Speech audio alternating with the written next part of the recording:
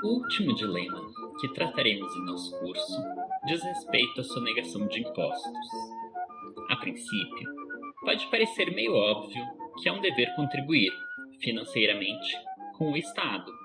Afinal, somos parte dele e ele nos fornece uma série de serviços: a proteção contra ameaças externas, com o Exército, segurança, com a polícia, justiça, com os tribunais, além de nos garantir o acesso ao menos a patamares básicos de saúde, com postos de saúde e hospitais, e de educação, com escolas e universidades. Na verdade, o Estado faz bem mais coisas do que isso. Ele constrói estradas, portos, aeroportos. Ele cria as infraestruturas que levam água e energia às nossas casas. Ele coleta nosso lixo e trata nosso esgoto. Ele fiscaliza a higiene dos estabelecimentos e indústrias, assim como define os padrões de segurança das mercadorias. Ele financia o desenvolvimento da ciência básica e muitas vezes também da ciência aplicada, sendo responsável, às vezes direta, às vezes indiretamente, por grande parte do desenvolvimento tecnológico. E ele é, em última instância, quem imprime a moeda e quem cuida da saúde das finanças e da regulação dos mercados. E devo ter esquecido de muita coisa. Mas nem todos pensam assim. Um dos que não pensava desta forma é Henry David Thoreau, um escritor norte-americano do século XIX. Thoreau foi uma espécie de anarquista individualista, obcecado pela natureza e por situações extremas. Seu livro mais conhecido é Walden, ou A Vida nos Bosques, no qual ele relata a experiência de viver isolado, em meio a uma floresta do estado de Massachusetts, nos Estados Unidos. Thoreau era contra o governo e achava que ninguém deveria ser coagido a sustentá-lo, ainda mais quando se tratava de um governo como o estadunidense, que usava um imposto pago para financiar uma guerra que ele considerava absurda contra o México e que dava sustentação a uma instituição também absurda, a escravidão. Por causa disso, Thoreau se recusava a pagar os seus impostos, e por conta de sua recusa, chegou a ser preso. Thoreau não ficou muito tempo preso, pois logo um familiar pagou sua fiança e os impostos devidos por ele. Ainda assim, ele escreveu um panfleto, uma espécie de manifesto, justificando sua decisão de não contribuir com o Estado. Trata-se da obra A Desobediência Civil. Eis as suas primeiras frases. Aceito de bom grado a divisa: o melhor governo é o que menos governa, e gostaria de vê-la aplicada de modo mais rápido e sistemático. Levada a cabo, ela resulta por fim nisto, em que também acredito: o melhor governo é o que absolutamente não governa. E quando os homens estiverem preparados para tanto, este será o tipo de regência que terão. Na melhor das hipóteses, o governo não é mais do que uma conveniência, mas a maioria deles é, em geral, e alguns o são às vezes, inconveniente. Fecha a citação. Thoreau teria o direito de não financiar o que ele considera ser uma instituição opressiva e dominadora? Isto é, em outras palavras, é moral ele não pagar os seus impostos? Bem, antes de tratar desta questão, a central deste nosso encontro, gostaria de falar algumas coisas sobre impostos e sonegação. Desde que há Estado, há impostos. Estado, propriamente dito, é uma instituição moderna que possui o monopólio do uso legítimo da força, na célebre definição de Max Weber. Ele surge a partir da unificação de territórios, com a criação de mercados nacionais, moedas nacionais, padronificação linguística, etc. A instituição do Estado, no começo da modernidade, é concomitante ao desenvolvimento dos exércitos profissionais. E, por conseguinte, era preciso que o Estado tivesse uma receita permanente para manter estes exércitos, que também passaram a ser permanentes. Impostos eram os meios necessários para este financiamento. Durante alguns séculos, contudo, o aparato estatal era bastante restrito. O Estado se limitava a fornecer segurança contra ameaças externas, garantir o cumprimento dos contratos e, por fim, manter certos serviços públicos muito básicos. Por conta disso, só precisava de maiores recursos quando estava em guerra, mas as guerras eram muito mais frequentes. Por diversos motivos, isso começa a mudar. A sociedade se industrializa e se urbaniza, e isso exige serviços mais robustos. O Estado precisa fornecer infraestruturas para produzir e escoar as mercadorias industriais. Precisa lidar com problemas sanitários das cidades que cresceram rapidamente.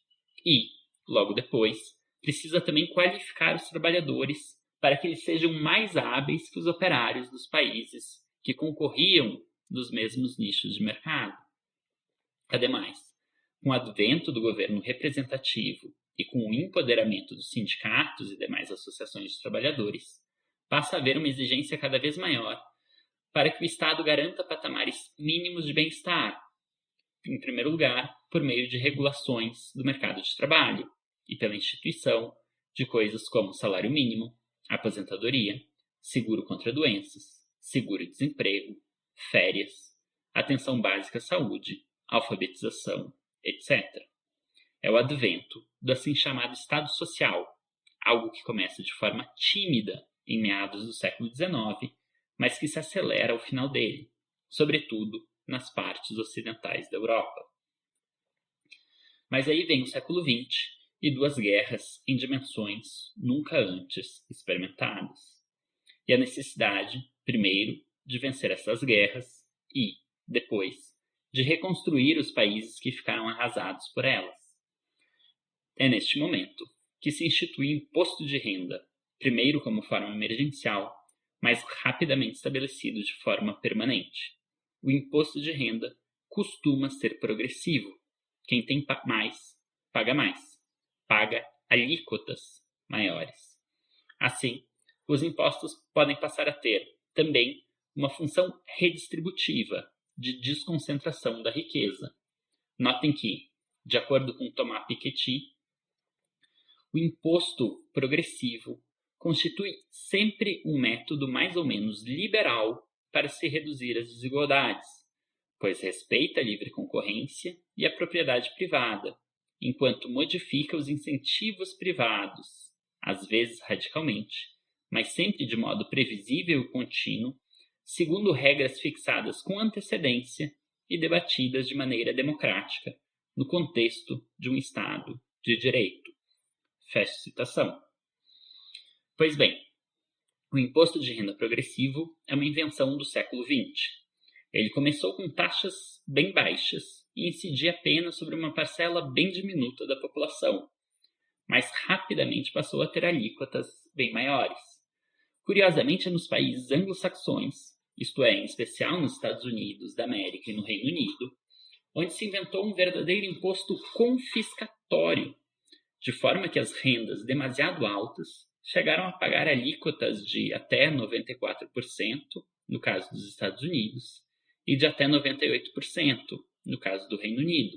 Notem, é claro que para alguém pagar uma alíquota como esta, ele precisaria ter uma renda altíssima, acima do equivalente a 2 milhões de reais mensais, no caso britânico, e de 13 milhões de reais mensais, no caso americano.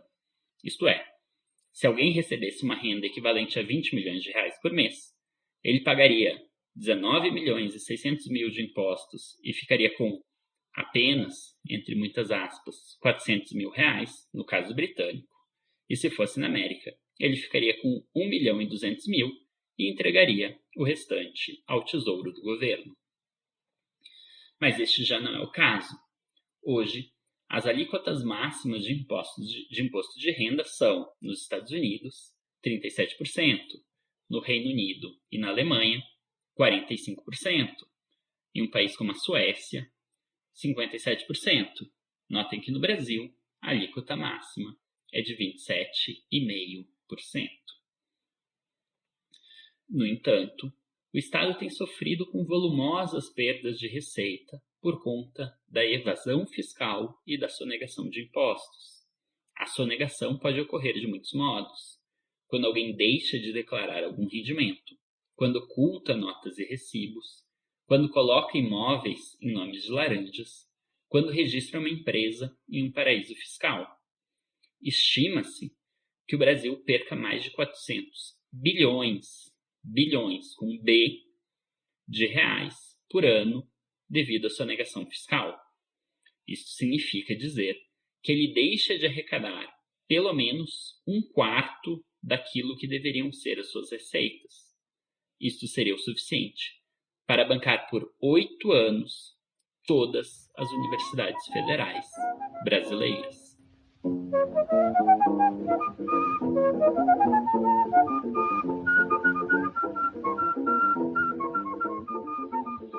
É provável que Robert Nozick tenha lido e gostado de A Desobediência Civil.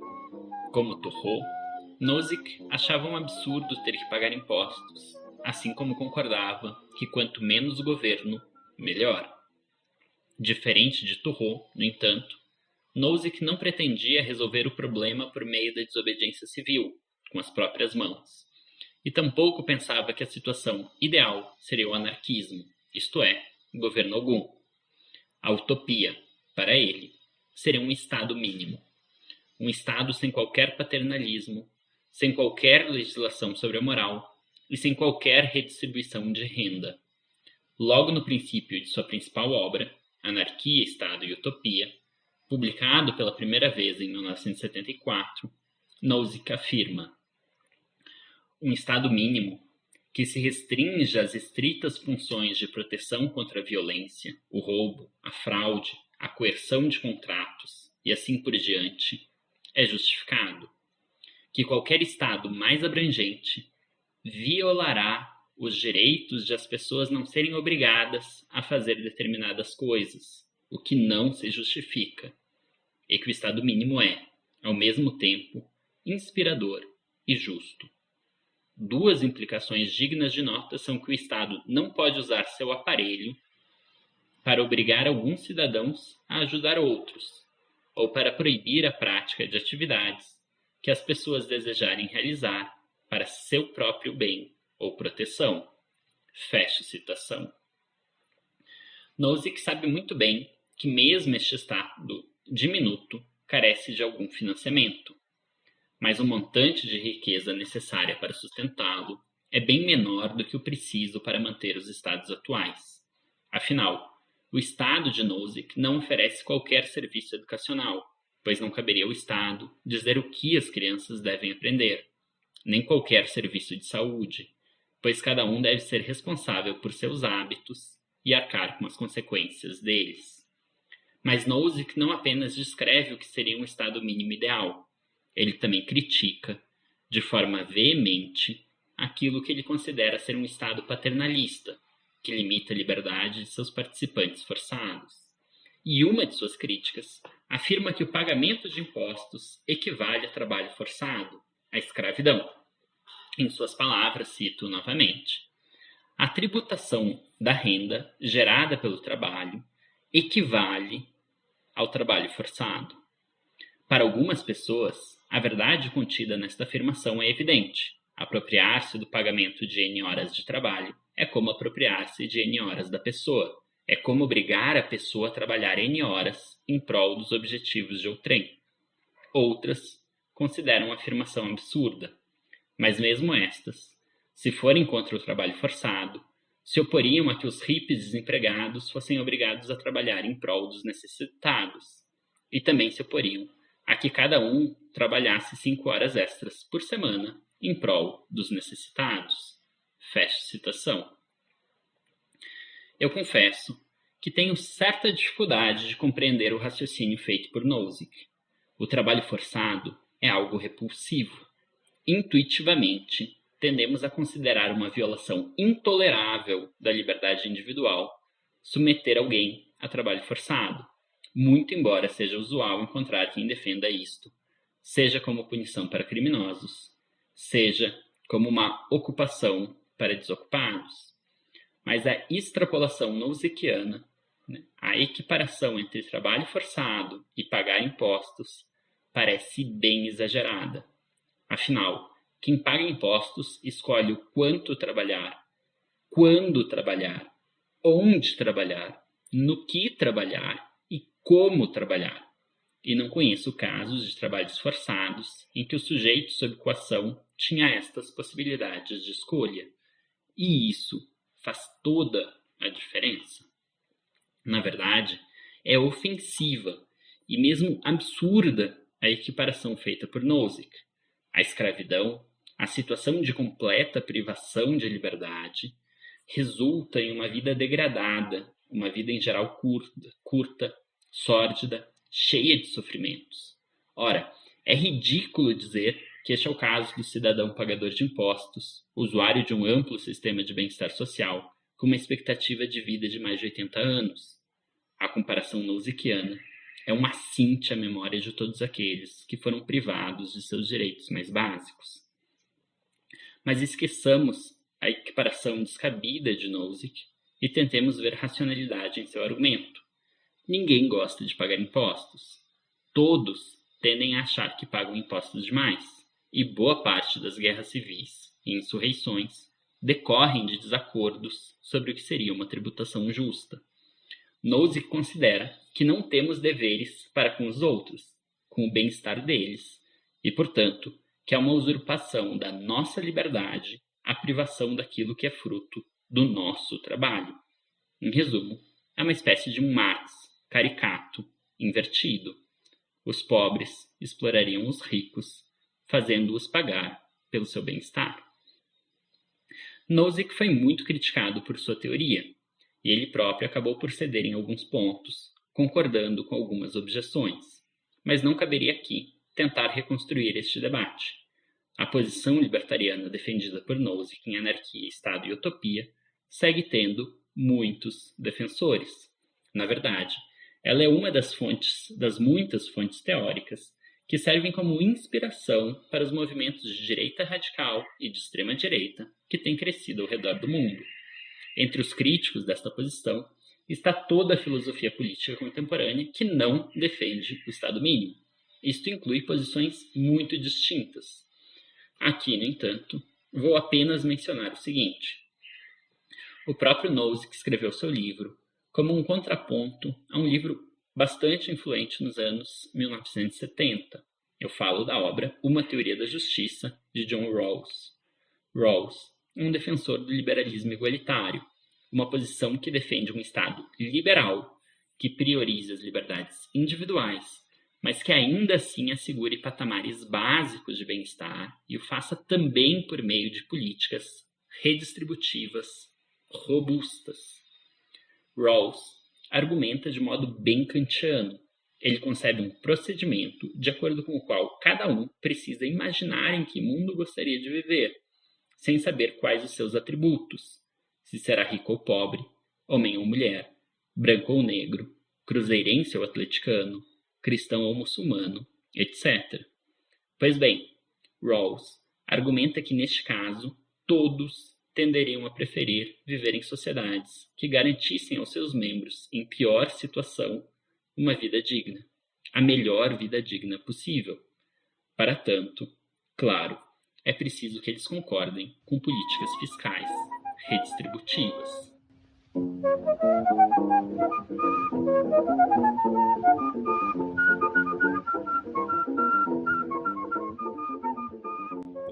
Passemos agora ao exame do caso de Richard. Já contei a história lá atrás, na aula 2, mas reconto o dilema dele agora. O terceiro caso é o de Richard. Richard é um senhor de aproximadamente 55 anos. Ele é branco, casado, pai de 2 adultos que ainda dependem financeiramente dele. Ele é protestante, mais precisamente, ele é luterano. Raramente vai aos cultos, mas ainda assim participa ativamente da comunidade religiosa.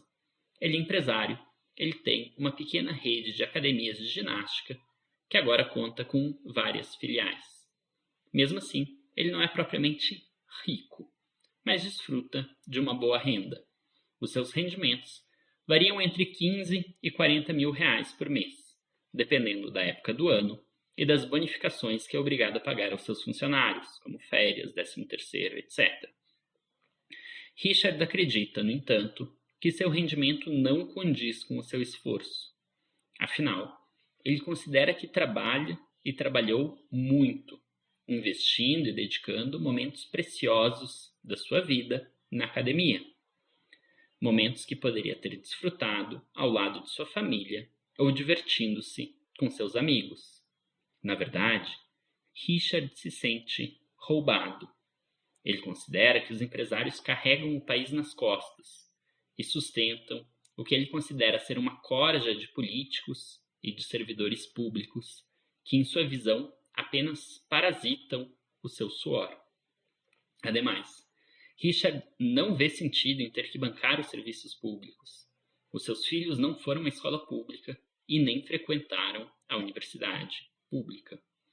Ele e sua família têm plano de saúde, e os parques e estradas de sua região estão muito deteriorados. Ele pensa que já contribui o bastante com a sociedade, gerando empregos e pagando o salário de seus funcionários. Enfim, Richard se sente explorado por ter que pagar impostos. Alguns amigos, mais endinheirados do que ele, adotaram em suas empresas formas de contabilidades paralelas e com isso conseguiram diminuir bastante a taxação que incidia sobre seus negócios. Richard sabe que isto é ilegal, mas ao mesmo tempo ele pensa que isto seria justo. Afinal, ele está sendo explorado, o que é injusto, e se pagasse menos impostos, ele seria menos explorado. Mas ele receia ser descoberto, e ao mesmo tempo não está tão convicto assim de suas razões. Deveria ele adotar também uma forma de contabilidade paralela? Isto é, em termos mais francos, ele deveria sonegar impostos? Para resolver seu dilema, ele procurou por algum curso sobre ética na internet. E vejam só, caiu justamente aqui. Ele descobriu que as 3 principais teorias normativas da ética são aquelas que nós estudamos. E agora, ele vai tentar aplicá-las ao seu caso concreto. Richard começa pela ética das virtudes, pela teoria aristotélica. E assim, põe-se a pensar sobre as metas que instituiu a si mesmo. O que ele quer? Como ele examina e avalia o seu próprio caráter? Ora, Richard pensa ser uma boa pessoa. Pensa que contribui para sua comunidade, mantendo a decência, os bons costumes, sendo um cidadão de bem. E ele quer manter-se assim até o final de seus dias. Pensa que desta forma, ele poderá partir desta deixando boas recordações, tendo tornado o mundo um lugar um pouco melhor. Para tanto, ele estima algumas virtudes, a lealdade, a honradez, a parcimônia, e detesta alguns vícios, a displicência, a preguiça, a irresponsabilidade. E então, Richard agora precisa pensar como pode conseguir chegar ao fim que almeja, se pagando integralmente os seus impostos, isto é, se pagando aquilo que o governo considera que ele deve pagar, ou se pagando parcialmente os seus impostos, pagando tão somente aquilo que ele considera que deve pagar, ou ainda o que ele não consegue se eximir de pagar, mesmo abusando de mutretas contábeis. Por um lado, ele pensa que é um dever de lealdade arcar com as contas do governo. É parte do patriotismo que estima. É seu dever cívico. Ademais, ele morreria de vergonha se fosse preso em uma operação policial, ou se seus vizinhos e conhecidos soubessem que está sendo investigado pela Receita. Por outro, ele não quer que seu dinheiro seja usado para sustentar pobres desempregados, nem os custos da faculdade de jovens desconhecidos, e muito menos o tratamento de doentes que, ele pensa, poderiam ter se cuidado melhor. Ele se sente roubado e perde sua altivez ao perceber que consente com isto, que está sendo conivente com a sua própria exploração em uma espécie de servidão voluntária. Que fazer? Pois bem, ele pode justificar qualquer das opções a partir da ética das virtudes, a depender de qual delas ele imagina ser mais capaz de conduzi-lo à plenitude, à vida bem realizada. O mesmo não pode ser dito se ele refletir a partir do quadro conceitual estabelecido pela ética do dever. Como já vimos nas 2 aulas anteriores, a ética do dever é uma filosofia moral universalista. Por isso ela argumenta que uma ação, para ser moral, precisa poder ser praticada universalmente. Claro, não a própria ação, mas a máxima que a inspira deve poder servir de inspiração a toda a gente. E assim, aquilo que ela veta da forma mais veemente é a exceção para si mesmo. E sem dúvida, é isto que Richard faz. Todos pagam os impostos na proporção que o governo considera correta, que a lei estabelece, menos ele, que quer se arrogar o direito de decidir o quanto pagar. Tal como no caso da interrupção voluntária da gravidez e do uso recreativo de drogas, Kant aprovaria o fato de Richard ir à esfera pública e apresentar as suas razões de insatisfação. Consentiria que ele expusesse os motivos pelos quais considera estar sendo explorado e pedisse atenção às suas reclamações. Richard pode tentar modificar as leis usando argumentos, mas não é moral que ele as desobedeça, que ele faça tão somente o que lhe der na telha. Dito de forma direta, a sonegação de impostos seria condenado como um ato imoral por qualquer um que conduza bem um raciocínio a partir da ética do dever. Uma questão mais complexa, no entanto, é se a partir da ética do dever se poderia justificar o enxugamento dos serviços públicos e um Estado mínimo, que se ocupe tão somente da segurança e da justiça. Mas a ética do dever, ao contrário da ética utilitarista, não considera que o Estado seja simplesmente um indivíduo ampliado e que a mesma regra que serve para avaliar a conduta individual seja válida também para coordenar a ação pública. A política não necessariamente coincide com a moral, isto é, o governante não precisa avaliar suas políticas, a legislação, testando as suas máximas, muito embora, claro, a legislação tenha que ser universal e racionalmente justificada. Dito isto, ainda assim, é possível extrapolar o âmbito da ética do dever e fazer uma defesa do Estado mínimo com uma inspiração kantiana. O próprio Nozick, de certa forma, acaba por fazer isto. Para tanto, ele tenta mostrar que a máxima segundo a qual deve-se deixar o máximo de liberdade individual para cada um, ainda que isto possa significar parcelas bem menores de bem-estar, pode ser querida universalmente. É bastante questionável se ele consegue, de fato, fazer isto. Cabe notar que ele próprio mudou de opinião depois de Anarquia, Estado e Utopia, que ele próprio reconheceu a pertinência de parte das críticas que foram endereçadas à sua obra mais popular. Por fim, imaginemos o que Richard concluiria se pensasse conforme a teoria consequencialista, conforme o utilitarismo hedonista de John Stuart Mill. Neste caso, é preciso ver o que deixaria os concernidos mais felizes, se ele pagasse os impostos ou os sonegasse. Os concernidos aqui são todos os afetados por isto, desde ele próprio, que ficaria com alguns trocados a mais, até a criança cuja mãe não receberia mais Bolsa Família, o estudante que não poderia mais cursar uma universidade gratuita, o doente que não conseguiria arcar com os custos de seu tratamento médico. Há de se perguntar se a soma total destas felicidades aumenta ou diminui. Se aumenta, se os prazeres elevados são mais sentidos e os desprazeres menos, então é correta e moral a ação. Se diminui, então ela é incorreta e imoral. Pois bem, calculemos. No caso, Richard não está passando privações básicas por conta de seus impostos. Ele não passa fome, não está sem moradia, nem mal vestido. Na verdade, ele ganha bem acima da média nacional e, por isso, tem um padrão de vida que, ao menos em termos relativos, é considerado bem elevado. Com o montante a mais que ele receberia, ele poderia tomar bebidas mais caras, frequentar restaurantes mais renomados, viajar um pouco mais e ficar hospedado em hotéis mais refinados. Isto aumentaria a sua felicidade, não tenho dúvidas.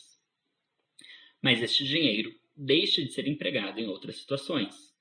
O jovem perde o acesso à universidade, porque com isso pode perder a chance de ter um futuro melhor, tanto por não conseguir o emprego que almeja, quanto por ficar menos qualificado, quanto por não conseguir desenvolver aptidões, aquilo que ele considera ser a sua vocação.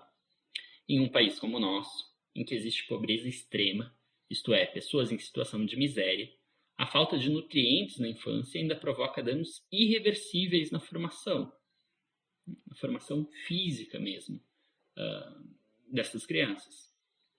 Cada Bolsa Família cortado, por conseguinte, pode significar danos irreparáveis em níveis que alguém que nunca passou necessidades extremas sequer consegue cogitar. Ainda que eu, particularmente, considere muito difícil ponderar prazeres e desprazeres quantificando-os como se fossem moedas equiparáveis, penso que a balança tende, claramente, para o lado de se pagar os impostos e manter a oferta dos serviços públicos. Acho até mais que um cálculo utilitarista, consequencialista e hedonista defenderia a ampliação dos serviços estatais e o aumento de políticas fiscais com fins de redistribuição. Afinal, a necessidade de dinheiro é mais sentida entre quem não o tem. Neste caso, não deixa de ser curioso observar que parte considerável da teoria econômica predominante é vagamente utilitarista e, ainda assim, defende a redução do Estado e dos impostos. Mas isso porque ela crê, e não me cabe julgar se esta crença tem algum fundamento, que a redução do Estado e dos impostos conduziria a uma situação de maior prosperidade econômica que beneficiaria, ainda que indiretamente, também os mais pobres, pois, em linguagem figurada, a maré alta eleva todos os barcos. Então a resposta, no fim, depende da crença de Richard. Se ele calcular do mesmo modo que eu fiz aqui, se considerar que o dinheiro de seus impostos causará um aumento maior da felicidade, se redistribuído, então ele pagará os seus impostos integralmente. Em caso contrário, se ele, por exemplo, adotar as teses da economia do gotejamento e imaginar que menos impostos acabariam por elevar também o padrão de vida dos que se encontram em pior situação, então ele poderá sonegar com a consciência tranquila. Em resumo, as três teorias, novamente, oferecem uma linguagem capaz de justificar as posições mais distintas, embora, neste caso, a ética do dever vete a sonegação dos impostos. Com este encontro, chegamos ao fim do curso de Introdução à Filosofia, com ênfase em ética. Ao longo destes nossos 15 encontros, analisamos o que é a ética e alguma de suas questões. Qual a coisa certa a se fazer? O que é a virtude? O que é a felicidade? Se quando julgamos algo como moral ou imoral, nós estamos avaliando as ações, o caráter, as intenções ou as consequências de cada ação. Priorizamos três teorias normativas da ética: a ética das virtudes, por meio do exame da ética nicômaco de Aristóteles; a ética do dever, por meio da leitura da fundamentação da metafísica dos costumes, de Immanuel Kant; e, por fim, a ética utilitarista proposta por John Stuart Mill, em O Utilitarismo. Dedicamos ainda 3 aulas para examinar alguns casos da ética aplicada ou da ética prática. Imagino que alguns de vocês possam se sentir frustrados com a falta de alguma conclusão palpável. Afinal das contas, ninguém sairá daqui sabendo agir bem ou tendo adquirido um guia para conduzir o pensamento, de modo a descobrir qual a coisa certa a se fazer em cada situação. Quase pelo contrário, a intenção do curso foi tentar mostrar que posições diferentes, e por vezes mesmo antagônicas, têm boas razões para sustentar os seus posicionamentos. Mas disso não se segue que o objetivo do curso consista na defesa de certo relativismo, de que ao final todas as posições são plausíveis e justificáveis, ou ainda de um ceticismo que afirme que não há como decidir entre posições distintas e bem fundamentadas. Eu, ao menos, poderei me considerar bem-sucedido se a disciplina tiver oferecido algumas ferramentas teóricas, conceituais, para vocês elaborarem seus dilemas, examinarem suas escolhas, refletirem sobre seus comportamentos de forma menos dogmática. Isto é, se entenderem tudo isto como uma espécie de convite ao reexame constante de cada uma de suas convicções. Eu sou Omar Fleck professor do Departamento de Filosofia da Universidade Federal de Minas Gerais, e esta foi a disciplina Introdução à Filosofia, com ênfase em ética, ministrada para o ciclo introdutório às Ciências Humanas desta mesma universidade. Desejo a todos bons estudos, muitas felicidades ao longo da permanência de vocês aqui na UFMG e, claro, também fora dela.